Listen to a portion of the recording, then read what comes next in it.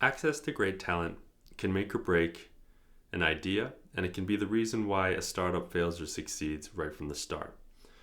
Access to great talent is also where larger established firms typically have a little bit of an advantage over startups in that they've already got the infrastructure and the systems in place such that they can attract that kind of higher level candidate who's looking for a little bit more security or certain things that larger organizations with more resources can tap into.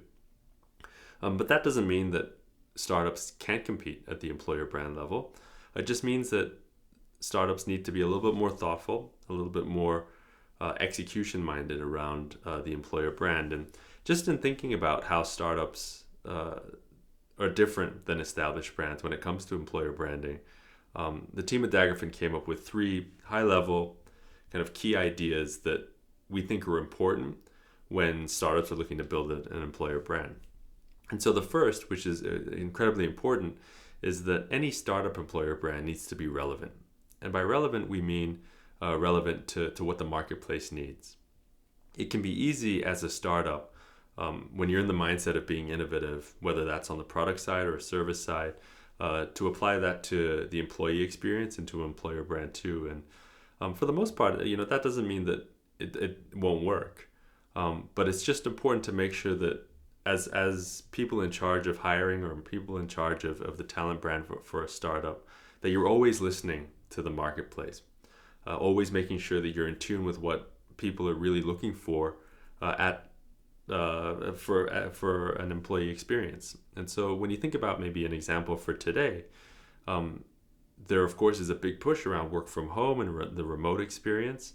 And so a great place for a startup to maybe differentiate itself in the marketplace is to tap into what the remote workforce is looking for. And we know for a fact that one of the key attributes for individuals who really like the remote environment and thrive in kind of that remote world is autonomy. And so that would be a point of relevance, I'd say, for an employer brand and one that startups can really quite easily tap into. But the key there is to make sure that there's a feedback loop with the marketplace so that the startup is really understanding what the marketplace is looking for when it comes to the employee experience. The second thing that startups, when they're thinking about their employer brand, need to think about is really making a tangible difference in the lives of the employee.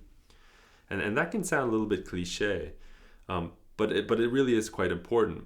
Another good example we have is a company kind of in our network that we know has a little bit of a younger workforce. And so typically with younger workforces, a great way to differentiate your employer brand is to really tap into things that a younger workforce would care about, and one of them being professional development. And so I know this company basically made the decision that they would invest in and spend money on really any certificate or professional development or course that their employees wanted to take, as long as they finished it and kind of proved that they had done the work, the company would fund it. And so it's just a really nice way that an organization can make a tangible difference in the lives of the employees, because, for example, that certification program or that course can really have long tail sustainable advantages for that employee going forward, that may not even be tied to that organization.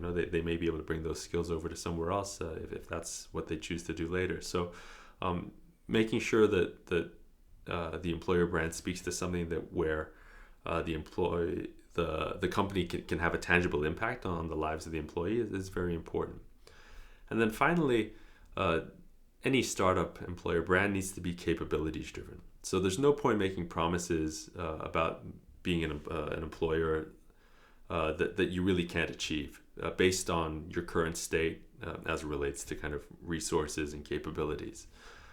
Any brand promise that you make to employees at the startup phase needs to be executed upon, because anything less than that erodes trust, and that really has negative connotations going forward, and it can really hurt the employer brand going forward as well. So the third thing is to make sure that any brand promise you make as a as an employer, any kind of EVP promise you make can be executed upon, that you have the resources and the capabilities in-house to make sure that those things happen. And so just to recap, the first thing is to make sure that your employer brand is relevant as a startup. That's important. Second thing is to make sure that it taps into a desire to make a tangible difference in the lives of the employees. And then the third is to make sure that it's capabilities driven. And between those three, I think startups can really set up themselves in a way that really chips away at any advantage that kind of the incumbents or a larger organization has in the industry, and between kind of the startup field really differentiate themselves at the employer brand level.